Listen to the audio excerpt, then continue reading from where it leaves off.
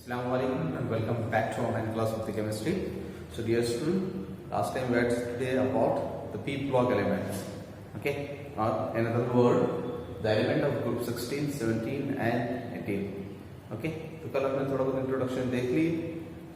Okay, p block element होती क्या है, क्लासिफिकेशन देखी हमने on the basis of electronic configuration. Okay, what is the electronic configuration? The distribution of electron into shell, subshell and orbitals. Okay, now on the basis of electronic configuration we had seen there are four types of elements. Okay, four block also. The first of all, S block, P block, D block and M block. Okay, this classification is depend on electronic configuration. If the last electron of the element enter into the s orbital, the such elements are called as s block element. If the last electron enter into the p orbital, the such type of the elements are known as p block element. और अगर last electron d orbital में inter होता है तो d block element कहलाते हैं, और last electron f orbital में इंटर होता है तो f ब्लॉक एलिमेंट कहलाते हैं. तो p ब्लॉक एलिमेंट किसे कहेंगे हम? What is the p block element? The element in which last valence shell of electron enter into the p orbital. Okay, जिसका लास्ट इलेक्ट्रॉन p ऑर्बिटल में inter होता है p ब्लॉक एलिमेंट कहलाते हैं. ठीक है, एक बात ये. दूसरी एक बात और ये याद रखना आपको, the general electronic configuration of p block element. Okay, the general electronic configuration of p block element that is ns2 and np 1 to 6. Okay, ns2 and np 1 to 6. अब ये n is nothing but it is a quantum number. Okay, principal quantum number. It may be 2, 3, 4, 5, 6 and 7. Okay, तो general electronic configuration p block element के लिए क्या है? ns2 np 1 to 6. ये 1 to 6 का मतलब क्या है कि np1 हो सकता है, np2 हो सकता है, 3, 4, 5 और कहां तक हो सकता है? 6 तक के हो सकता है. ओके, तो ये है हमारे general electronic configuration of p block element. Now next question ये कि भाई where it place the p block element कहां रखे हुए पीरियोडिक टेबल के अंदर? ओके, तो कहां रखे हुए? At the right hand side of the periodic table. Okay, at the right hand side of the periodic table in the group 13 to 18. Okay, इसमें से 13, 14, 15 ऑलरेडी 11th के अंदर है ये टॉपिक, मगर अपने को डिस्कस करना है जो यहाँ पर 12th के अंदर है ग्रुप नंबर 16, 17 एंड 18. ओके, यानी ऑक्सीजन फैमिली, फ्लोरीन फैमिली और नोबल गैस के बारे में यहाँ पर डिस्कस कर रहे हैं. ठीक है, तो कल हमने जनरल इलेक्ट्रॉनिक कॉन्फ़िगरेशन देखी इनके लिए. ओके, ना आज देखना है अपने को, today we are going to discuss another topic of the p block element that is properties. Okay, तो प्रॉपर्टीज ऑफ एलिमेंट.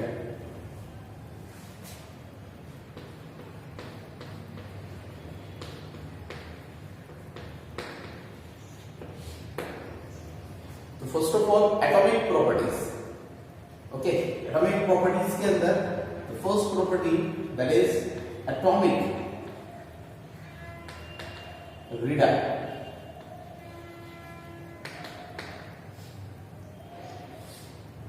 एटॉमिक और आयनिक रेडियस या फिर एटॉमिक और आयनिक रेडियस.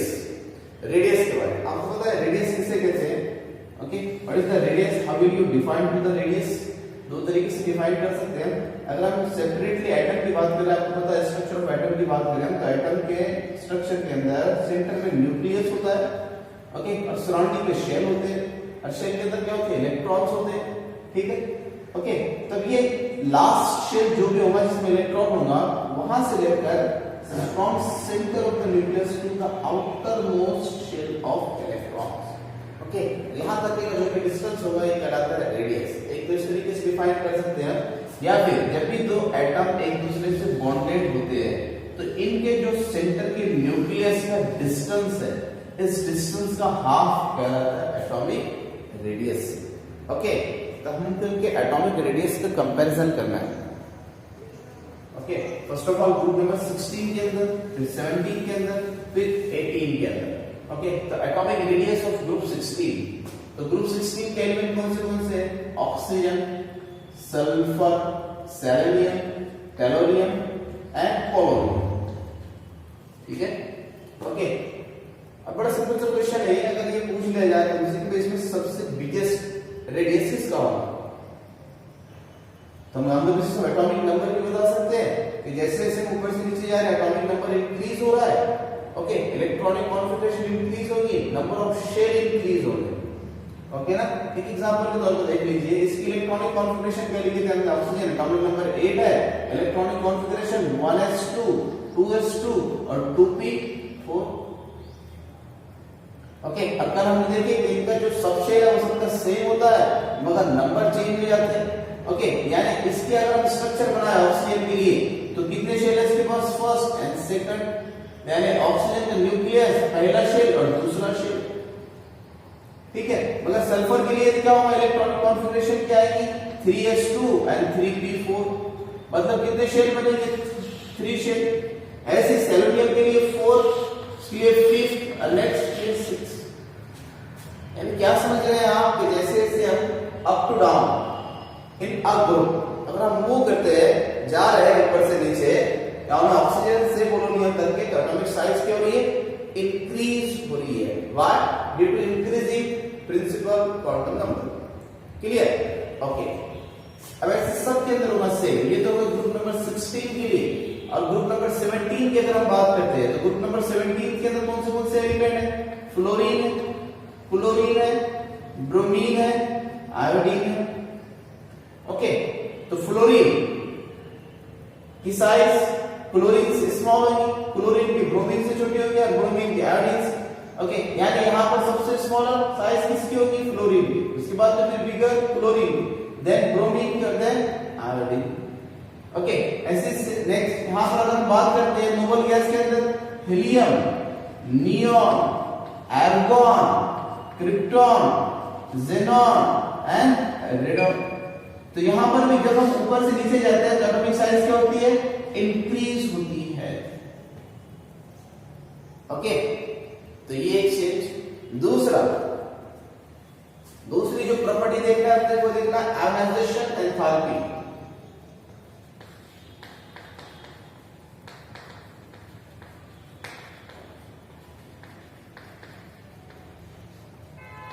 आयोनाइजेशन एंथैल्पी कहिए, आयोनाइजेशन एनर्जी कहिए, ठीक है। तो क्या होती है आयोनाइजेशन एनर्जी, ओके। पहले ये समझ लीजिए तो भाई what is the ionisation energy, the amount of energy required to remove the last loosely bonded electron in an gaseous atom. कोई भी गैसियस एटम से एक इलेक्ट्रॉन को रिप्लेस करना है, निकालना है, तो उसको निकालने के लिए जो भी एनर्जी लगती है उस एनर्जी को कहते हैं ionisation potential, ionisation energy, okay. तो उस टाइम पे जो भी एनर्जी लगेगी उसको क्या कह रहे हैं, आयोनाइजेशन एनर्जी, ओके। अब आगे देखिए, हमने इसके पहले देखिए कि एटॉमिक साइज ऑक्सीजन की क्या थी, कम थी, सल्फर की थोड़ी ज्यादा, ऊपर से नीचे जा रहे थे क्या होती है कि साइज बढ़ती जा रही है, मतलब the distance between the last electron and the nucleus क्या हो रहा है, इंक्रीज हो रहा है।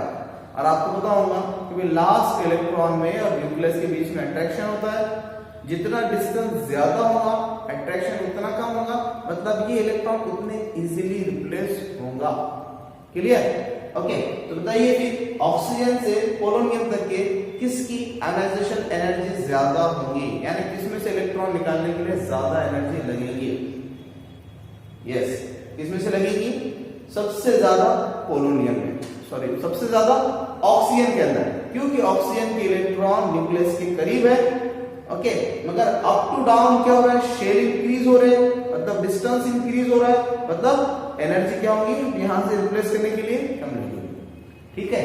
ऐसे सेम यहां पर फ्लोरीन, क्लोरीन, ब्रोमीन और आयोडीन की बात है, ओके। ऐसे सेम यहां पर भी, ओके। तो इस तरीके से आयोनाइजेशन एनर्जी, ओके। तो आयोनाइजेशन एनर्जी के लिए नेक्स्ट इलेक्ट्रोनेगेटिविटी।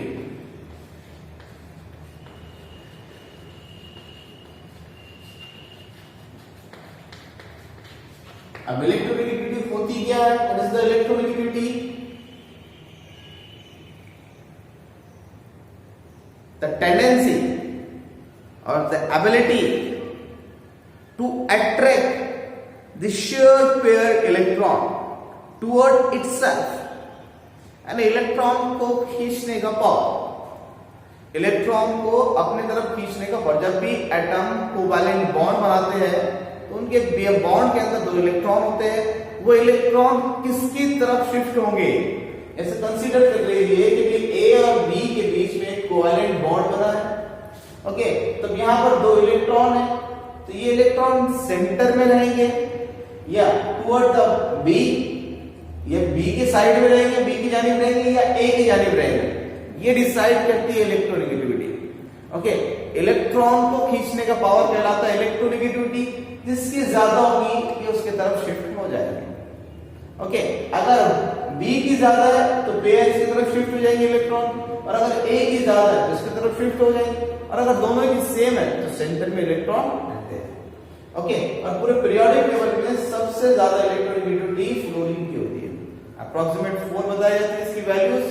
ओके, तो फ्लोरीन की सबसे ज्यादा, और इलेक्ट्रोनेगेटिविटी अप टू डाउन, जब भी हम ग्रुप में जाएंगे तो इलेक्ट्रोनेगेटिविटी क्या होगी, जब इसकी ज्यादा है तो जाहिर सी बात फिर कम होगी, फिर कम होगी, कम होगी, कम होगी, मतलब क्या हो रही है, डिक्रीज होगी, डिक्रीजेस। ओके, और यहां पर भी अप टू डाउन क्या होगी, यहां पर भी डिक्रीजेस। ओके, तो इलेक्ट्रोनेगेटिविटी अप टू डाउन या फिर इन अ ग्रुप क्या होती है, डिक्रीज होती है, मगर इन अ पीरियड फ्लोरीन तक की क्या होती है, ये इंक्रीज होती है। Okay, now next last property, electron gain enthalpy।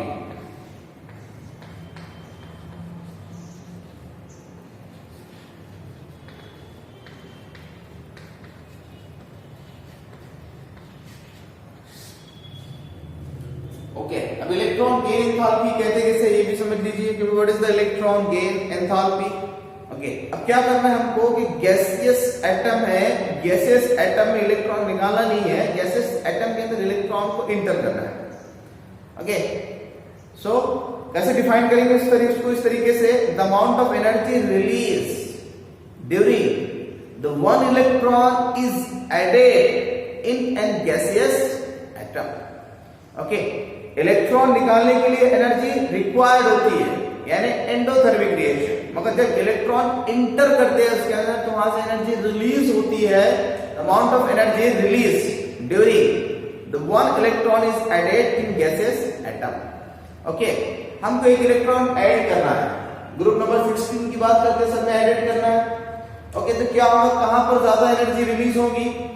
Okay, अब देखिए जिसकी जितनी ज्यादा इलेक्ट्रोनेगेटिविटी वहां पर उतनी कम एनर्जी रिलीज होगी।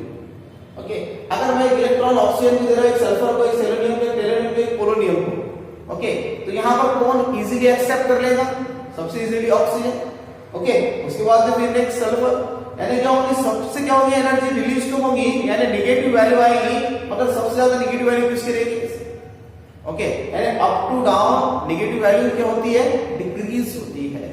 ओके, ऐसे इनके लिए रहेगा properties of group 16, 17 and 18। Okay, now next video के अंदर देखेंगे हम physical properties of 16, 17 and 18 groups. Okay.